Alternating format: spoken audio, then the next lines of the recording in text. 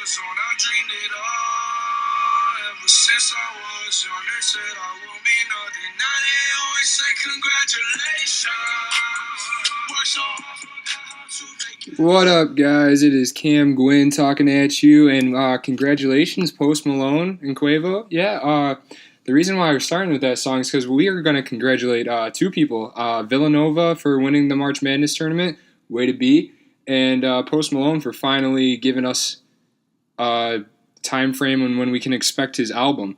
So, let's start with Post Malone. As you guys know, in my last video, I had beef with him because he was supposed to have an album come out and all this stuff, and he dropped Candy Paint, Rockstar, and Psycho. Well, looks like my whining and complaining might have persuaded him to get going on this. No, I'm just kidding. I know it wasn't just me. I know everyone has been waiting for this. But ironically enough, after I put out that video, his manager, Dre London, put on his Snapchat story an 18-track list set with Rockstar up at the top with number 1. And it said, Post just finished recording 4 songs, mixing, and we have to pick tracks now or something like that. So it's going to be 18 tracks, which is cool. So we find that out, and then later on, about a week after that, Post Malone tweets April 27th. Save the date. It's the date we've all been waiting for Beer Bongs and Bentleys. Yep, that's right. April 27th is when it's supposed to drop. Post, I'm holding this to you, because if you don't, I mean, it's going to be real upsetting. I'm probably not going to do anything. I'll still listen to your music and stuff, but I'll be upset if it doesn't come out on the 27th. But all that aside, let's also congratulate your 2018 NCAA Division I champions, Villanova. 2 out of the 3 years they have won the championship, and they're a powerhouse. It's insane what they did in the tournament. They pulled out all the stops. They made everyone look like fools who they played against. But let's not even start with that. Let's go to the upsets and congratulate some of these other teams that didn't make the cut to get to the Final Four but still had an amazing tournament. And you know what? We'll start with the biggest upset in NCAA history, with UMBC, a 16 seed, knocked off the number 1 seed Virginia. But they didn't just knock them off. They didn't just win this game. They manhandled Virginia. And it's not even a question if they did or not. They won by 20 points. Final score 74-54. Virginia might as well have didn't even shown up. Like, it was crazy. UMBC carried this team, and they just went off. They went insane. They did end up losing in the next round, though, which is sad, but, you know, it's okay. It's still really cool to see a 16 seed beat a number 1 seed. I'm glad that I got to see it. I'm glad I got to watch it, and it's history. First team to ever do it, UMBC. You're going into the history books of the NCAA March Madness as the biggest and best upset of the tournament history. You're the first 16 seed to knock off a number 1 seed, and that's amazing. But let's look at other upsets that we had. Buffalo, a 13 seed, was able to knock off Arizona, the 4 seed, with a final score of 89-68. Again, Arizona, where were you? All your big boys, they didn't do anything. And then you got Ayton declaring for the draft. What's going to go on? What's going to happen next? You guys got whomped in the first round by a 13 seed. A 13 seed. And yeah, Virginia also got whomped, but everyone had all these high expectations for Arizona to make it to the Final Four. I know I did, but people even had them winning the tournament, and they get knocked out in the first round. That's okay, though. And then let's just skip over to a different side of the bracket, because we've been sitting on the same side of the bracket for this whole spiel so far. But Syracuse, the 11th seed, who had to play in to get into the tournament, ends up beating TCU, the 6th seed, and then going on to beat our Spartans, Michigan State, by 2 points. Very upsetting, very sad to see. Another team in MSU that was expected to go far. Some people projected them winning the tournament, and they're out in the second round to Syracuse. It happens, I guess, you know. I guess it's better than losing to Middle Tennessee. So, on another side of the bracket, though, Marshall, the 13 seed, was able to knock down Wichita State with a final score of 81-75. And, you know, Wichita State made a name for themselves the past couple of years in the basketball community for NCAA as it is. And Marshall is, I mean, they're tearing it up. They're from a small conference, but so is Wichita State. I shouldn't even say that, but these two teams coming from small conferences, they're starting to build up and starting to become powerhouse schools. Wichita State wasn't really nothing until a few years ago. They made a little run in the dance, and now people want to go there because they are a basketball school now. And it's looking like it's going to happen to Marshall, and who knows? Maybe this next team I'm talking about could become a powerhouse in Loyola of Chicago. They were the 11th seed going up against Miami in the first round, and a clutch shot at the very end to put them over top 64-62 over Miami in the first round, and then another clutch shot against Tennessee. Well, I mean just clutch playing in general, I should say, against Tennessee to give them a 1-point win. And Tennessee was the 3rd seed too. Let's not get this mistaken. Every team they beat was a tough challenge. And even though they're 11th seed, they might have been looked over by some of these teams, but they definitely made a name for themselves now. So and then that second game, they beat them by 1, like I said. And then in the third round, Loyola won 69-68 over Nevada, who was ranked the 7th seed, who did great against Texas and handled their own against Cincinnati. And Nevada looked like they were going to be possibly the low seed to make it to the Final Four. But then, after Loyola beat them, they went on to play K-State, the 9 seed, who had an incredible run also. And that was the first game that we saw Loyola come out and just handle it. They didn't just make a clutch shot at the end to finish it off and go on to the next game and play really close the whole time.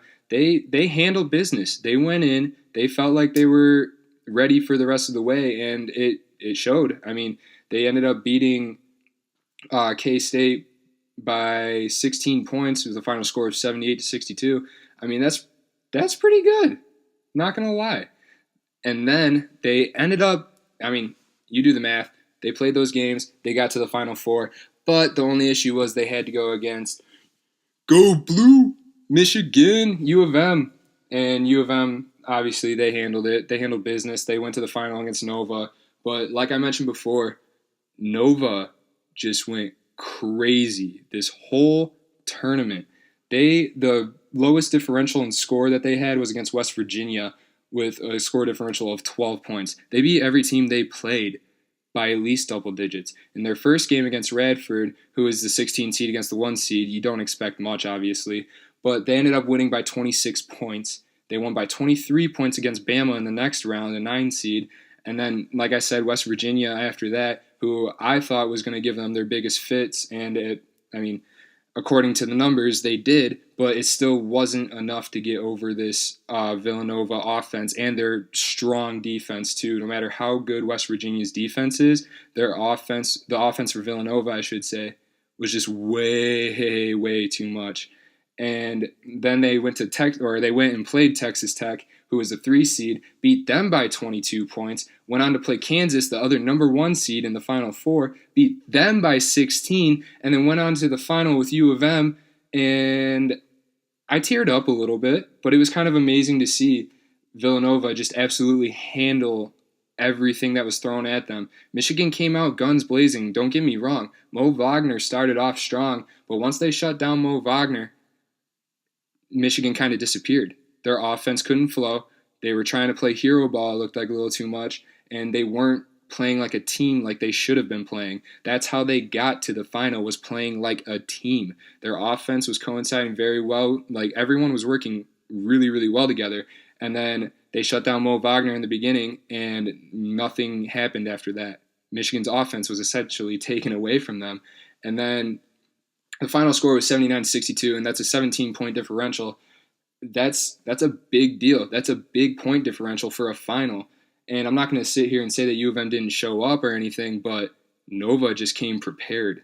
That's the only way to put it. And I wrote down one word to describe how Villanova was able to do all this and beat all these teams by at least double digits, and it was adaptability, which is a big thing to be able to have as an athlete, is to adapt to the situation that you are put in. Not every team is going to play exactly how they're supposed to play against you, obviously, because they got to scheme up and figure out how to get around your defense while also defending you. When you can shoot threes, you can get inside.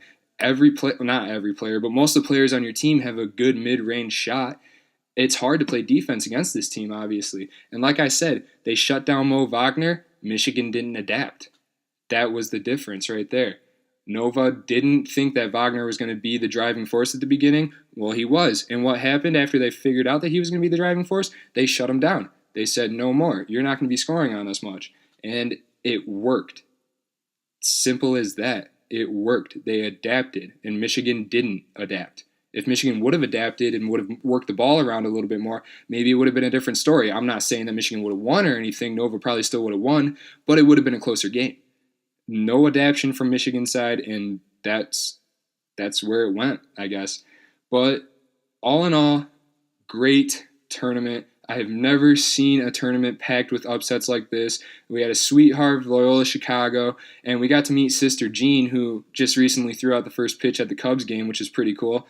And we've seen it now finally with the 16 seed finally coming through and winning in that first round when it looked like it was just not going to happen.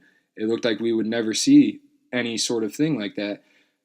But it's over now. We have to wait a whole nother year until we can get it again. But like I said, it's one of the most amazing times in sports is March. Being able to watch all these college athletes come through and make a name for themselves that they didn't have before, like the kids on Loyola and Buffalo and UMBC, and for teams to show us what they're really about, like Villanova did, like they have the past few years. I mean, they've won two of the last three NCAA tournaments.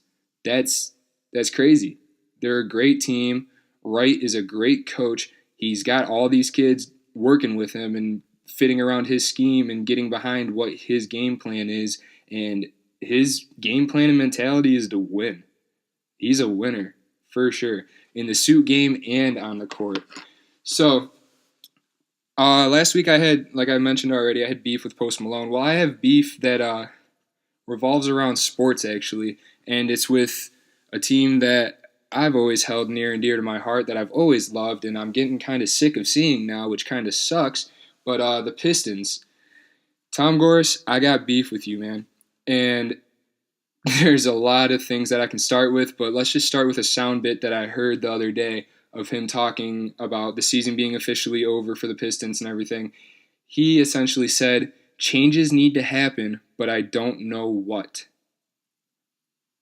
You don't know what, but you know that changes need to happen. So, like, what are you going to do? And then he also said that SVG is his boy, and not in so many words, but you get what I'm saying. And that he's got his head on right, and that he hasn't been able to talk to him much because of the season. He's been busy. So are you telling me right now that you either had no part at all in the Blake Griffin trade or any of the moves that the Pistons made before the trade deadline or any of that? You weren't filled in on anything about that at all? You weren't able to talk to SVG? I mean, I'm sure he has a cell phone. I mean, he doesn't seem like he's that old school. He has to have at least an iPhone like 7. He probably has an 8 or an 8 Plus. I don't know. But that's besides the point. Pick up the phone and call the man who is picking out what your team is supposed to look like. And if I had to say it, he's not doing that great of a job. None of the players that he's taking in are really doing much. And I know you heard this spiel on 97.1 with Mike Valene, and you've probably heard it a bunch of other times, but it's true. Nothing has been more true than that. SVG hasn't had anyone develop or anything like that. And Tom Gores isn't doing anything about it. He's still letting SVG run basketball operations, go pick the team that he's putting out there that isn't doing anything for him at all. And Blake Griffin has one of the worst contracts in the NBA.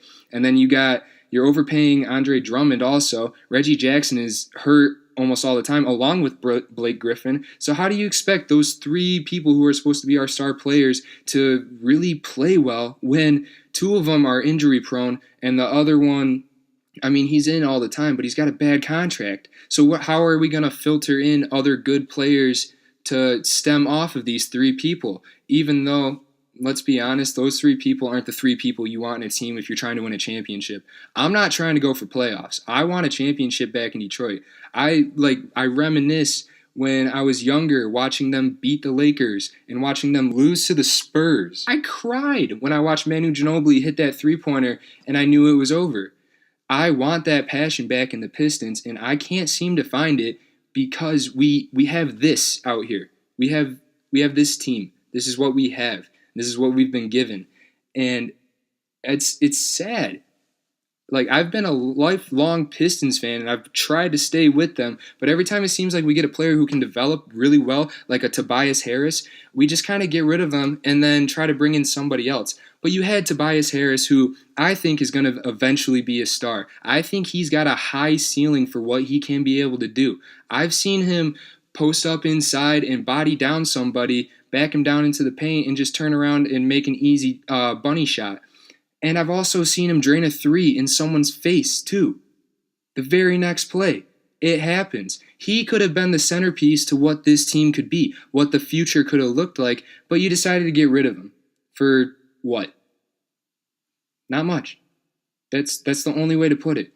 Every person that he has drafted, like Ish Smith, Kennard could be good, but it's yet to be proven. His rookie season wasn't bad. I'm not going to fault SVG on that at all, but there's so many bad players that we have. We don't have much, and we need more. You're going against LeBron and the Cavs, who is always going to be there, and then you're also going up against the Raptors, who have shown that they are the best team in the East. They're unreal. In case you guys haven't seen it at all, the Raptors are real, and you don't want to mess with them. And then you got Boston, who, yes, Kyrie's hurt right now. Yes, Gordon Hayward is, but they have them next year. They have them next year. These two great players, and that's not even counting Tatum, who has broken out as a rookie. He is a star, and if it wasn't for Donovan Mitchell or Ben Simmons, Tatum would be the Rookie of the Year, no question. And we're stuck with who? It's pitiful. It's really sad. Tom Gores, you need to get a hold of what is going on in basketball. It sounds like all you're excited about is the fact that we're down in Detroit now, which doesn't help any of us. It was such an easier drive for me to go to the Palace than it was for Detroit.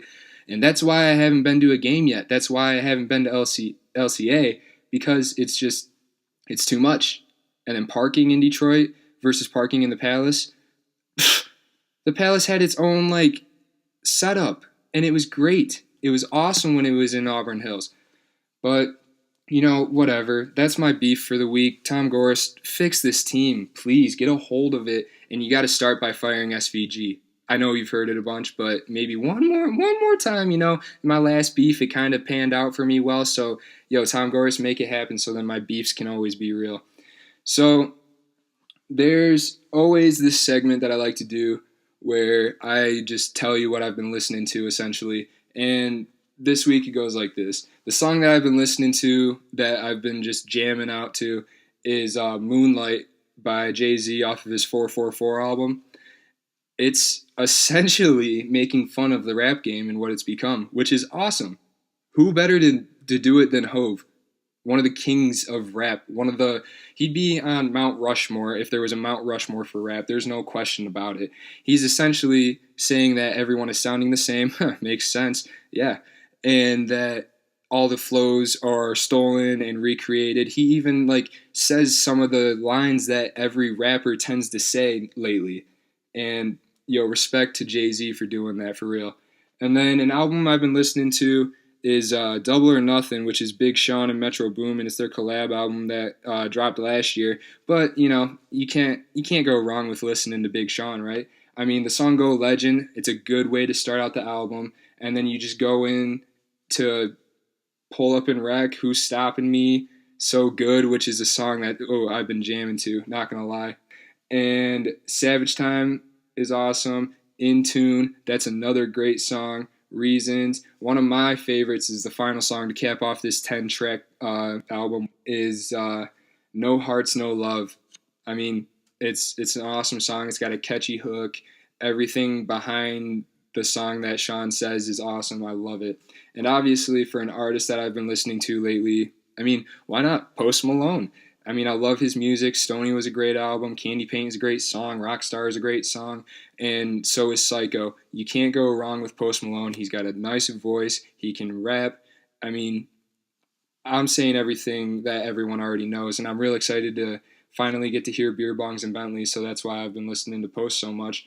And, I mean, why don't we play you out with some Post real quick?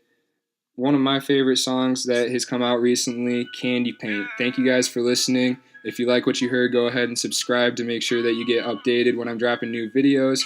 And keep on paying attention to what I'm doing. Thanks, guys. If you busy plotting on what I got, kicking your door and swat you thought. $100,000 on the tabletop. Half price my whip, same price my watch. Got no jumper, but I ball a lot. Bitch on your stony, I do what I want. Candy paint with the white on top. Lambo doors or the woo up drop. If you busy plotting on what I